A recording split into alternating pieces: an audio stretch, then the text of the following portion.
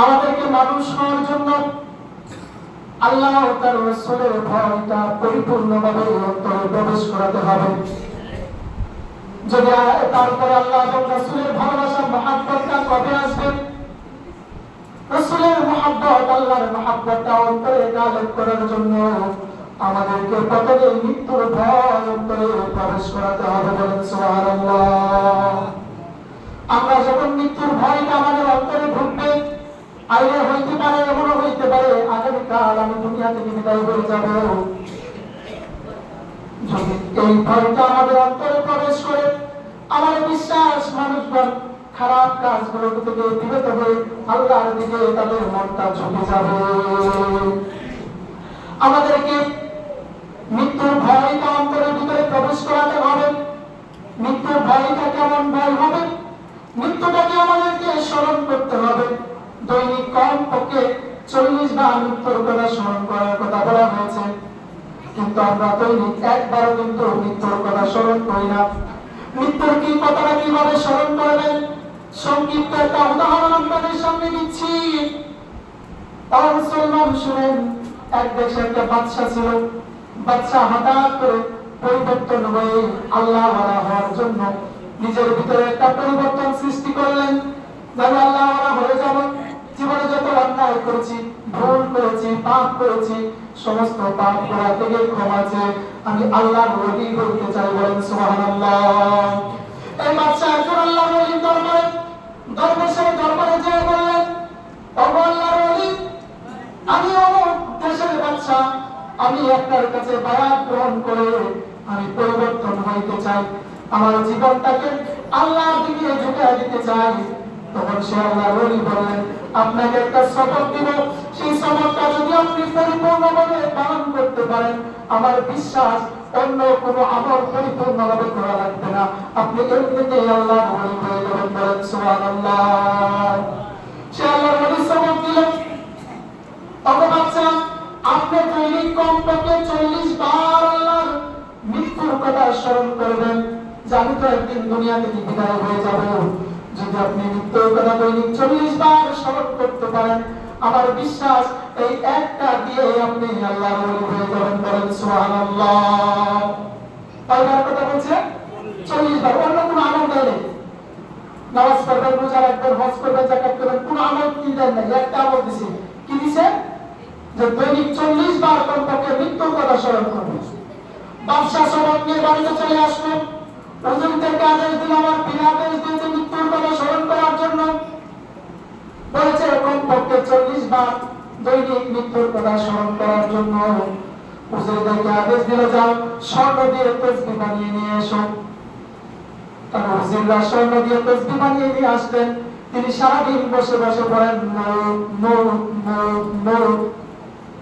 আসলে কি এভাবে মৃত্যুর কথা স্মরণ করার জন্য বলছে নাকি? এইভাবে মৃত্যুর কথা স্মরণ করার জন্য বলে নাই। একদিন সেই বাদশার দরবারে এসে হাজির। এসে দেখে বাদশা সিংহাসনে বসে বসে তসবিহ টানতেছে, তখন সেই আল্লাহর ওলি ডাক দিয়ে বলেন, বাদশা আপনি কি করছেন? তখন সেই বাদশা বললেন, হুজুর আপনি বলেছেন কমপক্ষে দৈনিক 40 বার মৃত্যুর কথা স্মরণ করার জন্য। আপনি যেহেতু আমার পীর, আপনার সম্মানার্থে দেখেন আমি স্বর্ণ দিয়ে তসবিহ বানিয়েছি। এটা কিন্তু আমার জন্য না, আপনার সম্মানার্থে স্বর্ণ দিয়ে তসবিহ বানিয়েছি। সেই স্বর্ণের তসবিহ দৈনিক আমি কমপক্ষে 40 বার, 100 বার, 150 বার দৈনিক মত করে আমি জপি। তখন আল্লাহর ওলি ডাক দিয়ে বললেন, বাদশা আপনাকে তো এইভাবে মৃত্যুর কথা স্মরণ করতে বলি নাই। তখন বাদশা ডাক দিয়ে বললেন, ওগো আল্লাহর ওলি, আপনি কিভাবে আমাকে দেওয়ার জন্য বলেছেন? তখন সে আল্লাহর ওলি ডাক দিয়ে বললেন, বাদশা এটা যদি আপনাকে শিক্ষা দিতে হয়, তাহলে 1 ঘন্টার জন্য আপনার বাদশাহী আমাকে দিয়ে দিতে হবে। যদি আপনার বাদশাহীটা পরিপূর্ণভাবে 1 ঘন্টার জন্য আমাকে দিয়ে দেন, তাহলে আমি আপনাকে সেই মৌতের বিষয়টা শিক্ষা দেব। বলেন সুবহানাল্লাহ। বাদশার মনের ভিতরে শক্তি আছে, আমি যদি 1 ঘন্টার জন্য অনুমতি তাকে দিয়ে দেই, দেখা গেল আমাকে রাজপ্রাসাদ থেকে সরিয়ে দিয়ে সে নিজে বাদশা হয়ে গেছে। আমি তো নির্দিষ্ট করার জন্য তাকে দিতেছি, তারপরে পীরের আদেশ কিচ্ছু করার নেই। এই যে না কেন, এই দিকে ডান দিকে বললে ডান দিকেই যেতে হবে, বাম দিকে বললে বাম দিকেই যেতে হবে। কিন্তু এর পূর্ব শর্ত হলো আপনি কার কাছ থেকে দিন শিখতেছেন, কাকে পীর ধরছেন, তাকে ঠিক মতো আগা ঘোরা যাচাই করতে হবে। তা আসলে কি সে সঠিক না বেঠিক, সে শরীয়তের উপরে অটল আছে কিনা, তার ভিতরে শরীয়ত, তরিকত, হাকিকত, মারিফত সমস্ত জ্ঞানের ভান্ডার তার ভিতরে আছে কিনা, তার পিছনে পিছনে ঘুরতে হবে। তার পিছনে সব দিক থেকে তাকে খোঁজখবর নিয়ে পরিপূর্ণভাবে তাকে যাচাই করতে হবে আসলে সে হকের উপরে অটল আছে কিনা। তারপরে যদি অটল থাকার পরে যদি পীর ধরেন, পীর ধরার পরে পীর যদি ডানে যাওয়ার জন্য বলেন আপনাকে ডানে যেতে হবে, আপনাকে যদি বামে যাওয়ার জন্য বলেন আপনাকে বামে যেতে হবে, আপনাকে পিছনে যাওয়ার জন্য বলে পিছনে যেতে হবে, সামনে যাওয়ার জন্য বলে আপনাকে সামনে যেতে হবে, তখন আর কোনো প্রশ্ন চলবে না। আর আমাদের দেখেছি অমুক একজন পীর অমুক ভণ্ড কাজ করে বলে বলেন অমুক ভণ্ড, কিসের জন্য?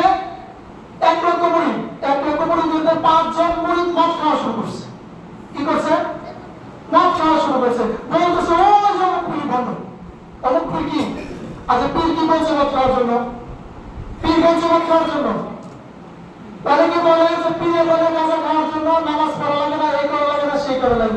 একটা পীর দেখেন তো যে পীরে বলছে বাবা আমার দরবারে এসে বসে গাঁজা খাও, দেখুন দেখুন পারবেন না। যাই হোক, যে জায়গায় কথা বলতেছিলাম, সর্বপ্রথম আল্লাহর ওলির হাতে হাত দেওয়ার আগে তাকে যাচাই করতে হবে সে আসলে পরিপূর্ণভাবে শরীয়তের উপরে অটল আছে কিনা। যখন পীর ধরবেন সে আল্লাহর ওলির মতো আল্লাহর ওলির কথা মেনে সেই লোকটা সঙ্গে সঙ্গে তার বাদশাহী ছেড়ে 1 ঘন্টার জন্য সে আল্লাহর ওলিকে বাদশাহী বুঝায় দিলেন। বলেন সুবহানাল্লাহ। তখন সেই রাজ্যের বাদশাকে ওই যে গরিব পীর ছিল এই আল্লাহর ওলি হয়ে গেছে সেই রাজ্যের বাদশা। বাদশা হওয়ার সঙ্গে সঙ্গে এখন তো সমস্ত ক্ষমতা তার হাতে। জল্লাদকে অর্ডার দিলেন, এই জল্লাদ এদিকে আসো, এই বাচ্চাকে বাঁধো। জল্লাদের কিচ্ছু করার নাই, তাকে বাদশা অর্ডার দিয়েছে তার হাত পা বেঁধে দেওয়ার জন্য। তখন সঙ্গে সঙ্গে জল্লাদ তার হাত পা বেঁধে দিলে বলেন তাকে 10 মিনিট পরে তাকে এই জায়গায় তাকে মৃত্যুদণ্ড দেওয়া হবে। বলেন সুবহানাল্লাহ। হাত পা বাঁধার সঙ্গে সঙ্গে বাচ্চার সমস্ত শরীর থেমে গেল, মাথা থেকে টপ টপ টপ টপ করে ঘামের ফোঁটা পড়তে লাগলো, বাচ্চার সমস্ত শরীরে কম্পন সৃষ্টি হয়ে গেল। বাচ্চা ডাক দিয়ে বললেন আমাকে কেন মৃত্যুদণ্ড দিচ্ছেন?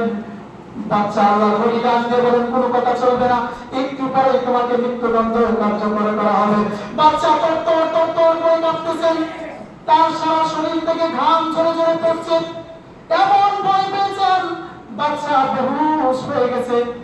অর্থাৎ যেহেতু বলেছেন 10 মিনিট পরে তার মৃত্যু, যেহেতু বাচ্চা অনুমতি দিয়েছেন, যেহেতু বাচ্চা হয়ে গেছে, 10 মিনিট পরে মৃত্যুদণ্ডের কথা বলা হয়েছে, অবশ্যই 100% তাকে 10 মিনিট পরে মৃত্যুদণ্ড দেওয়া হবে। বাচ্চা রকম তরতর করে কাঁপতেছে, কাঁপার পরে বেহুশ হয়ে গেলেন। বেহুশ হয়ে যাওয়ার পরে বাচ্চা বললেন সে আল্লাহর ওলি জল্লাদকে ডাক দিয়ে বলেন তার হাত পায়ের বাঁধনগুলো খুলে দাও আর তাকে হুঁশ ফিরাও। তাকে পানি টানি দিয়ে হুঁশ ফিরানোর পরে সেই বাচ্চাকে ডাক দিয়ে বললেন আরে বাচ্চা, একটু আগে তুমি পরিপূর্ণ বাচ্চা স্ট্রং ছিলে, যখনই শুনলে তোমার মৃত্যুর 10 মিনিট পরে তোমার এই হালত হলো কিসের জন্য?